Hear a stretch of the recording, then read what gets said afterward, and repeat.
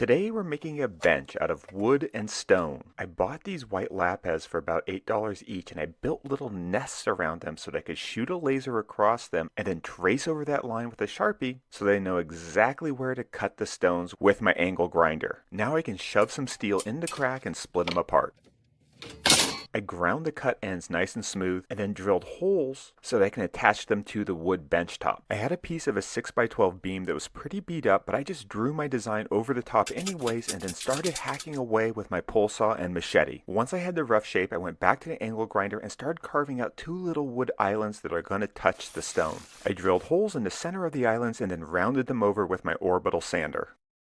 I cut short pieces of solid steel rod and steel tube so that I can insert the steel into the tube and the rod into the stone, creating a stable connection that allows me to move the heavy components of this bench separately. Now that the wood bench top is placed, I can see how the design looks and then do a final pass with the angle grinder to carve down the top. I did a little more sanding, threw on a coat of finish, and now I feel like I can add all sorts of different types of rocks to my DIY projects. I only used a few basic power tools for this project, although I did use a lot of attachments for my angle grinder so they could cut stone, cut steel, and carve wood.